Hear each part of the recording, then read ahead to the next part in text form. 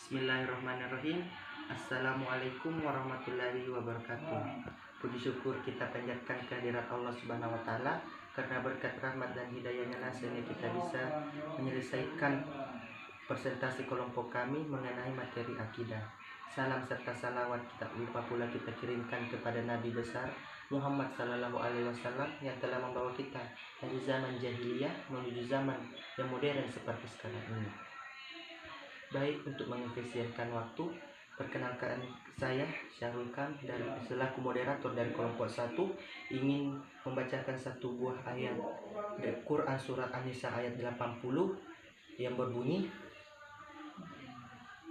Man yuti'ir rasulam faqad atu Allah wa man tawalla fama arsalnaka alaihim hafiz, yang artinya barang siapa menaati Rasul Muhammad maka sesungguhnya dia telah menaati Allah, dan barang siapa berpaling dari ketaatan itu maka ketahuilah kami tidak mengutus Muhammad untuk menjadi pemelihara mereka. Quran surat An-Nisa ayat 80.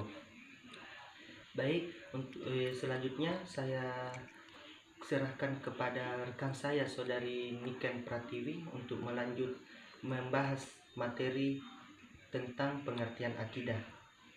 Terima kasih atas kesempatan yang telah diberikan kepada saya. Assalamualaikum warahmatullahi wabarakatuh. Perkenalkan, nama saya Niken Pratiwi. Saya perwakilan kelompok 1 ingin memaparkan hasil kerja kelompok kami mengenai pengertian akidah. Langsung saja, pengertian akidah. Definisi akidah. Kata akidah diambil dari kata dasar al-aqdu, yaitu arabat ikatan, al-ibram pengesahan, al-ihwam penguatan, at-tawasyu menjadi kokoh kuat, asyadu bikuwa pengikatan dengan kuat, at-tamasyu pengokohan, dan isbatun penetapan. Di antaranya juga mempunyai arti al-yakin keyakinan dan al-jamu penetapan. Menurut Abu Bakar Jabir al-Jazari, akidah adalah sejumlah kebenaran yang dapat diterima secara umum oleh manusia berdasarkan akal, wahyu, dan fitrahnya. Secara etimologi, akidah berasal dari kata akdah yang berarti pengikatan. Akidah adalah apa yang diyakini oleh seseorang. Akidah merupakan perbuatan hati, yaitu kepercayaan hati dan pembenaran terhadap sesuatu. Secara syara, yaitu beriman kepada Allah, para malaikat, kitab-kitabnya, para rasul, dan kepada hari akhir, serta kepada kadar baik yang baik maupun yang buruk. Akidah adalah taufiah, artinya tidak bisa ditetapkan kecuali dengan dalil syariat, tidak ada medan istihad dan berpendapat di dalamnya, karena itulah sumber-sumbernya terbatas kepada apa yang ada di dalam Al-Quran dan As-Sunnah. Akidah tersebut dalam tubuh manusia ibarat kepala. Maka apabila suatu umat sudah rusak, bagi yang harus direhabilitasi adalah akidahnya yang terlebih dahulu. Disinilah pentingnya akidah ini, apalagi ini menyangkut kebahagiaan dan keberhasilan dunia akhirat. Akidah merupakan kunci kita menuju surga. Akidah sebagai dasar utama ajaran Islam, bersumber pada Al-Quran, Sunnah Rasul. Akidah Islam mengikat seorang muslim sehingga ia terikat dengan segala aturan hukum yang datang dari Islam. Oleh karena itu, menjadi seorang muslim berarti meyakini dan melaksanakan segala sesuatu diatur dalam ajaran Islam. Itulah penjelasan mengenai pengertian akidah. Selanjutnya saya berikan kepada saudari Nurmala untuk menyampaikan materi selanjutnya tentang ruang lingkup. Baik, terima kasih atas waktu yang telah diberikan kepada saya. Perkenalkan, nama saya Nurmala. Saya dari kelompok 1 ingin mempresentasikan hasil kerja kelompok kami mengenai ruang lingkup akidah. Langsung saja. Ruang lingkup akidah. Kajian akidah menyangkut keyakinan umat Islam atau iman. Karena itulah, secara formal, ajaran dasar tersebut terangkum dalam rukun iman yang 6. Oleh sebab itu, sebagian para ulama dalam pembahasan atau kajian akidah, mereka mengikuti sistematika rukun iman, yaitu iman kepada Allah, iman kepada malaikat, termasuk pembahasan tentang makhluk ruhani seperti jin, iblis, dan syaitan, iman kepada kitab-kitab Allah, iman kepada Nabi dan Rasul Allah, iman kepada hari akhir, dan iman kepada qada dan qadar Allah Subhanahu wa taala. Sementara ulama dalam kajiannya tentang akidah Islam menggunakan sistematika sebagai berikut: ilahiyah, nubuwat, ruhaniyat, dan sam'iyat.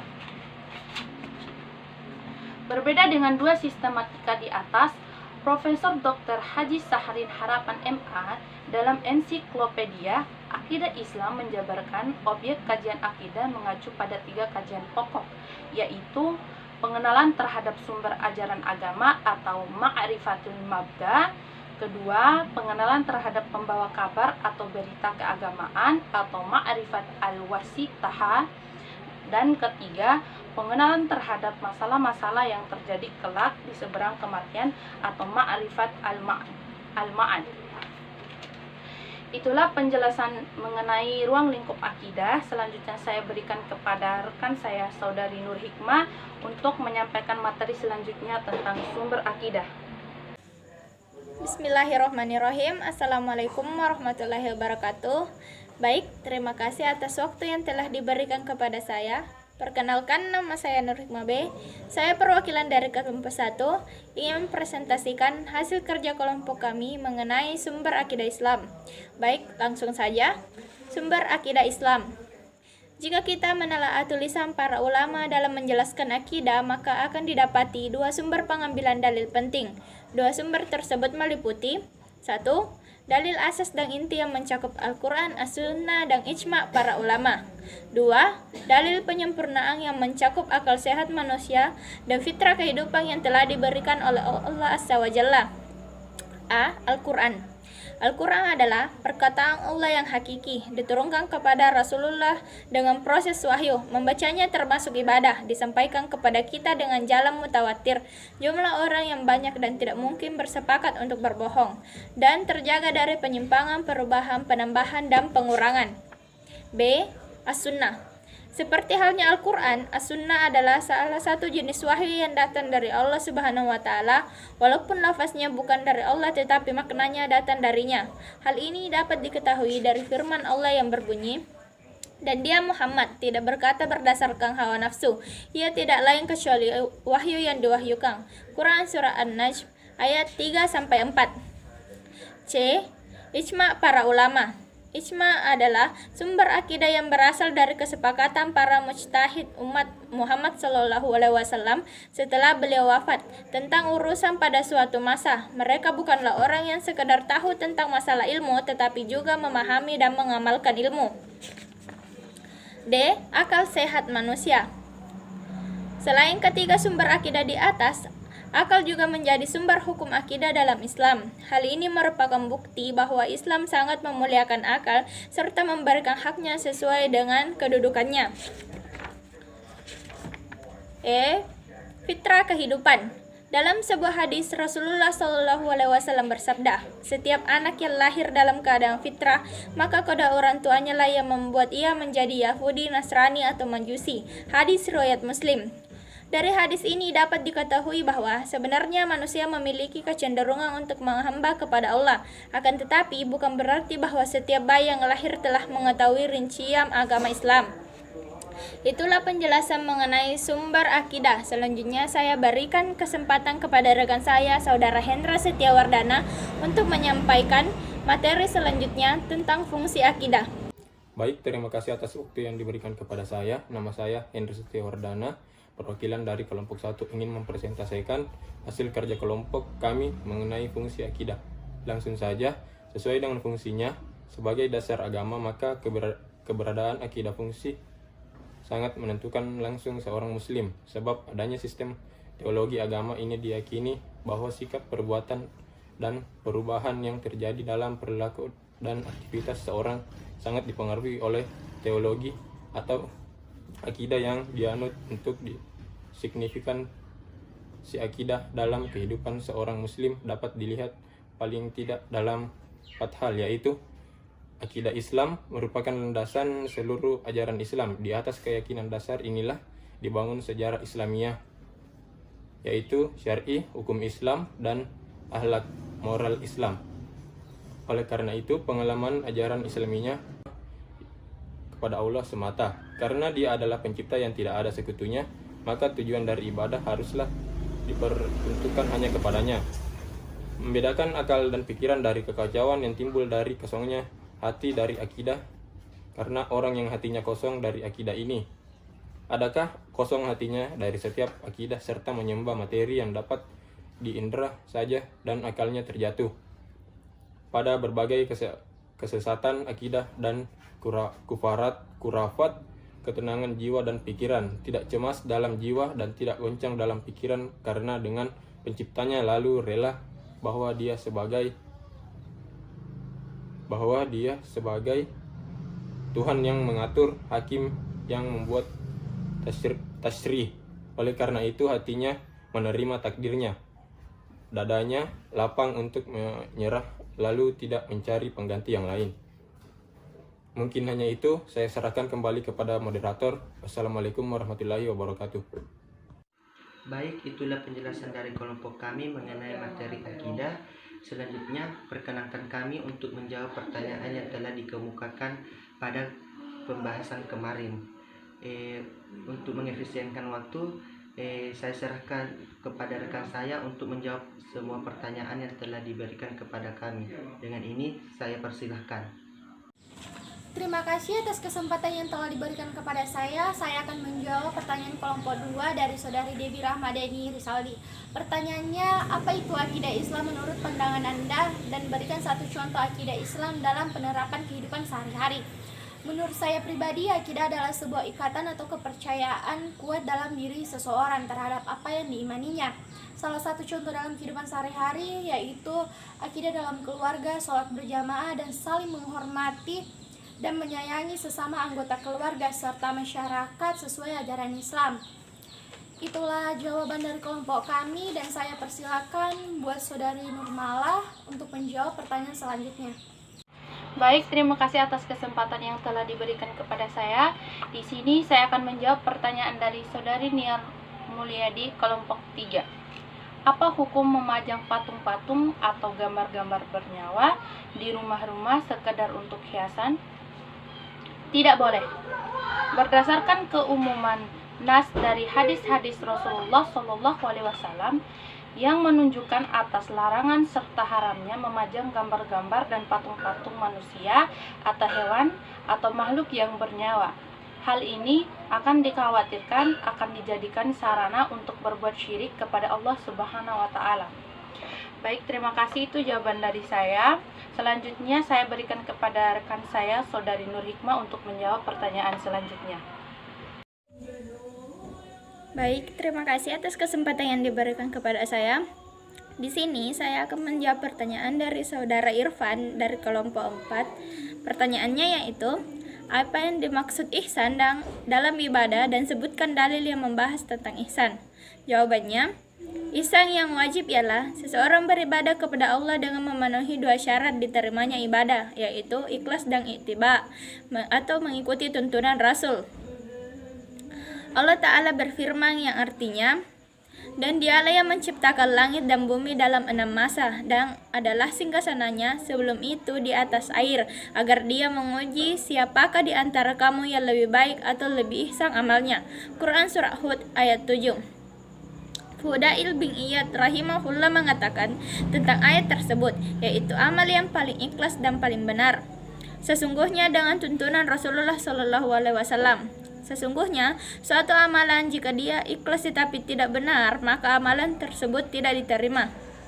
Demikian juga sebaliknya, jika suatu amalan benar tetapi tidak ikhlas, maka amalan tersebut juga tidak diterima. Amalan hanya akan diterima jika dia ikhlas dan benar. Dalil yang membahas tentang ihsan yaitu ada dalam Quran Surah Al-An'am ayat 98 yang berbunyi, wa huwallazi ansha'akum min nafsin wahidatin famustaqarru wa mustaqada qad fasalnal ayati liqaumi yafqahun. Itulah penjelasan dari saya. Selanjutnya saya berikan kepada Saudara Hendra Setiawardana untuk melanjutkan pertanyaan berikutnya. Baik, terima kasih atas kesempatan yang telah diberikan kepada saya. Perkenalkan, nama saya Hendra Setiawardana. Saya perwakilan dari kelompok 1 ingin menjawab pertanyaan dari kelompok 5, yaitu pertanyaan dari Aisyah. Tauhid rububiyah adalah mengakui bahwa Allah Subhanahu wa taala adalah salah satunya Maha Pencipta dan Penguasa.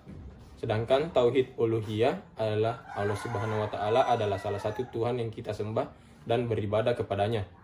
Mungkin hanya itu, saya serahkan kembali kepada moderator. Baik, terima kasih atas kesempatannya. Saya akan menjawab pertanyaan dari kelompok 6 dan kelompok 7. Yang pertama itu pertanyaan dari kelompok 6 atas nama saudari Alifa Umul Sakinah. Sebagaimana pertanyaannya yaitu apa hukum seorang muslim percaya tentang ramalan dukun?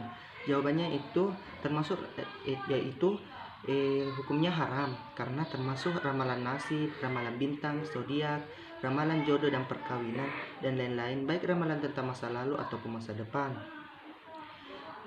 Oleh karena itu kita tidak bisa mempercayai ramalan tersebut karena itu sudah digariskan adalah haram.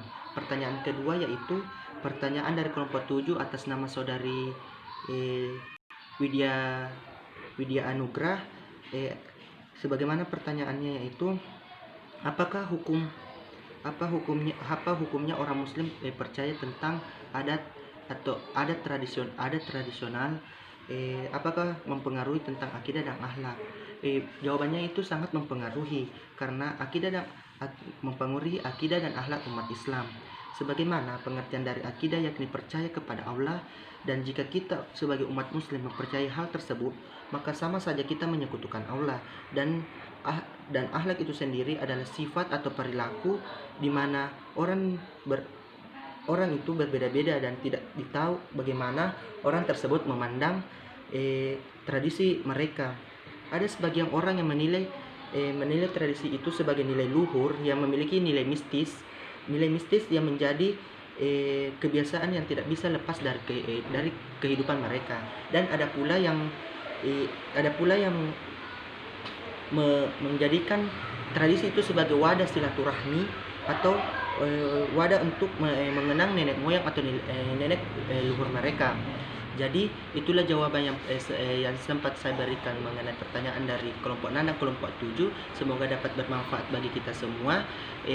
Kurang dan lebihnya mohon dimaafkan karena kesalahan hanyalah milik saya dan kelompok kami, dan kesempurnaan itu hanyalah milik Allah semata. Sebagai penutup, marilah kita menutup kegiatan diskusi ini dengan mengucapkan hamdalah. Billahi fisabilil haq fastabiqul khairat. Assalamualaikum warahmatullahi wabarakatuh.